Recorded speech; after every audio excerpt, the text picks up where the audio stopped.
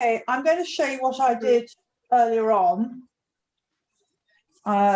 So I thought I would have a go at the whole subject. Okay. Hold on a minute. That's lovely. Oh, you can see my vase now. Yeah. Can you see my vase? Now, can you see how blooming pale that looks? Yes. I mean, it's dried. Obviously, it's, you know, if I go in closer, you can see I have put little tiny bits of pink line around some of them, and some of them I've actually washed some colour into. Right, so that was the colour I used, the one I just showed you on that strip of paper. Is that just alizarin crimson, or has it got a tiny bit of blue? It's got a tiny bit of blue, and it's also got a tiny bit of shocking pink in, I have to admit. So if you want to do vermilion with alizarin, you could, that makes a nice pink as well.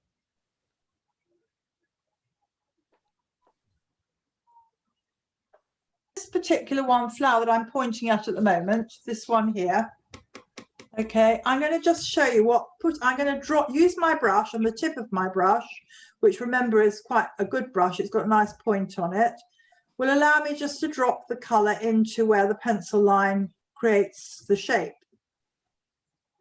So I'm just putting it in there like that.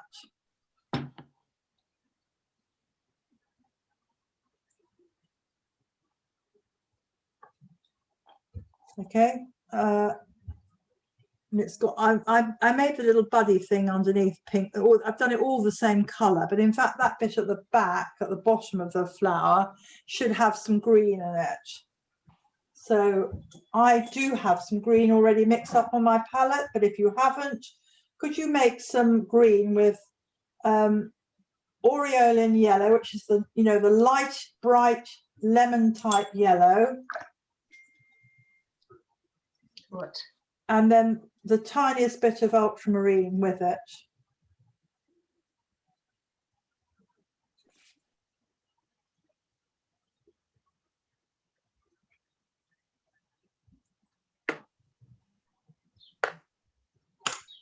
Okay, so I've got a nice green here on my brush, and I'm going to drop it into that bit at the bottom, just so it makes it a bit more greeny. Can you see that little tiny, it looks like it's the bud from which the flower comes out. I suppose that's what it is. And then there's the little stemmy bit here, or the stems. So the bit I've just put in colour in are the stemmy bits and the little bud from which the petals grow out of. Can you all see that? Yes. Oh. Yes. Now I'm going to, you can still see the pencil line round it, can't you? Yes? Yes. So, but if I rub it out, or if I put my rubber on it, I can get rid of quite a bit of the pencil line. But I don't, you know, well, let's just see. I can get rid of most of the pencil line. It doesn't look quite as grey as it did before. But now if I don't use any pencil line at all, and I'm going to do another one down the bottom here on the same, in the same area, or perhaps I will do it next to it, because then you'll be able to see better. Okay, so I'm going to do one that's that's hanging down. So I'm actually just going to use my brush, and I'm going to just paint direct onto the paper the shape of the petals.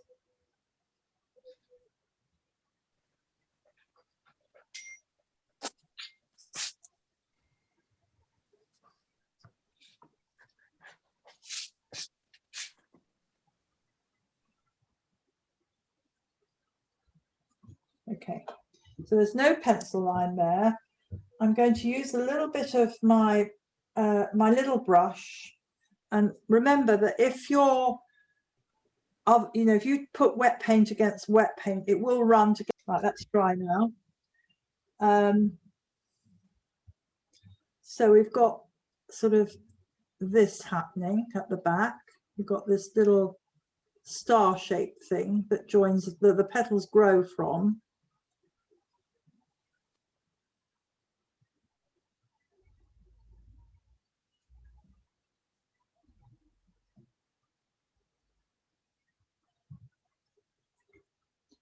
like that. And then it has the sort of body thing. The body thing that comes out from behind. I've made it very red, but it's not as red as that. And then, of course, the little branchy thing that grows into it.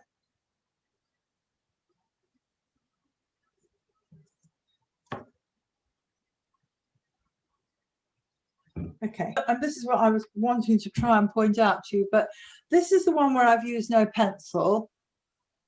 This is the one where I have used pencil. Can you see that the pencil line is still showing up, even though it wasn't particularly heavy? It's still showing up through around the pink petals, and I don't actually like that.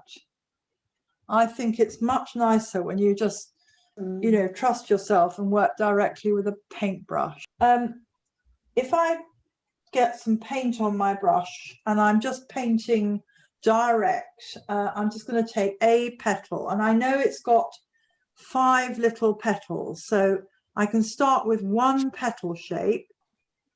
I'm going to do this much bigger than it really is. Then there's 5 altogether. This one is curling over slightly. Then this one is slightly more pointy at the end. So to note how I turn my brush so that it does the marks I want it to do. Then this one is slightly shorter, fatter. And this one, which I've actually missed out a bit, is also shorter, fatter. Right, so that is how I would do it with a paintbrush. Now, what I'm saying is it's very important, first of all, that your paintbrush has a point on it and you don't have the paint dripping off it, because then you can make the brush create the type of marks you want. So if I want to do another flower, I've got one that's on its side looking upwards. I'm going to do a sort of shorter, pointy job like that. And then another petal coming out the other side. So 2 petals on the side. And then this is the back bit, you know, with the little tubey bit and the stem coming underneath it. Okay. This one, the stem goes from the back and appears round here at the back. Now, I think it has a sort of freshness and a directness when you paint with a brush that it doesn't have when you do a pencil line and fill it in. But it does require a bit of courage and not worrying if you make a mistake. If you don't like the shapes you've drawn, then you get your sponge, if you've got one like mine, and I'm just going to show you. I've just got clean water and a little sponge, and if I don't like it, I literally can wash it off. It's gone. Okay. And I do quite a lot of washing off because I often don't like what I've done and I do need to correct it. I don't always get it right first time. Now, this is just one wash of colour, and I wanted to say that when I look at the petals, I'm aware that, in fact, you know, that there's a little dark bit, maybe not quite as dark as that. There might be a little darker bit at the back or at the end, which you can just drop in. You have to have another wash and another palette mixed up ready to do this. You can do it while it's still wet. You can fuse the colour in, which also looks nice, or you can do it when it's a bit drier like I am at the moment, and then soften it with a dry brush, just like that. Okay, it looks a little bit more blossom-like when it's got 2 washes on rather than just the one. Can you see that? Sorry, I can't go any closer. Now, I'd have to wait till it dries to do the little bit in the centre, because if I do it now, the paint's still wet. but there's the green, what I can see is the little star-shaped green bits and the little antennae with the little yellow dots. Now, if you leave this white in the middle, then you can get those yellow dots in. If you fill it all in completely with pink, you'll never get yellow dots. It's a bit of dots or yellow stamen in here. I can do it now because there's just white paint there, a white paper. And so they show up, the yellow shows up beautifully on the white. All right? Yes. Now, the other thing I was going to say before we do a more sustained study is do look very carefully at the way, at the actual woody bit of the branch, or at your leaf colour if you've got some. And when I looked at mine, when I paint, well, perhaps I'll show you on this one that I did paint. I actually did use some complementary colour, believe it or not. Again, I don't think you can see it very easily, but these stems are not brown. They are green with a tiny bit of brown. And then in some places, even a little bit of red. Oh, you can't see that. Sorry. Can you see the red just down the edge of the branch? Yes, we can. Yeah, just a tiny bit. So I've used the complement of green, which is what the stem mainly was. It was a greeny brown. I've used the complement, which is red, just to give it a tiny little sharp edge on one side.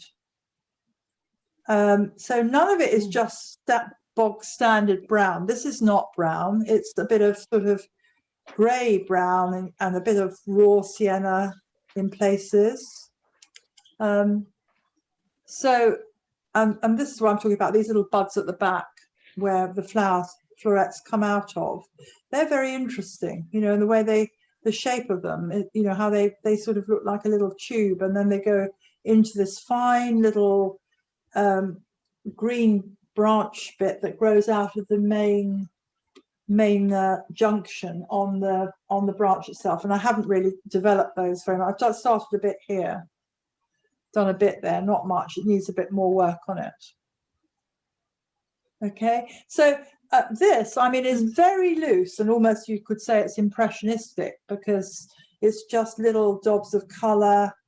I started to think, well, you know, you need to make some of these a bit bluer, the ones at the back, or paler, so that there's a sense of some being further away from me than others. But I've also used a little bit of line work, not much, and very, very thin around some of the flowers as well.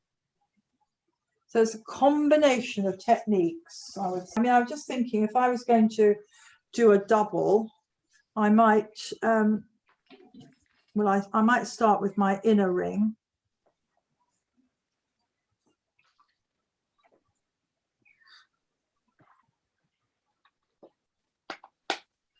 Hold on, I'm going to make a paler version of the same colour. Yeah, I think you could do it like this. Just have the inner ring perhaps darker and the back one's a bit paler, something like this. Yeah. Okay. That gives an impression of double, doesn't it? Okay, thank you. Yeah, and then you could go back in again, Sally, with your fine brush and do even some more little bits of pink. Okay. What's actually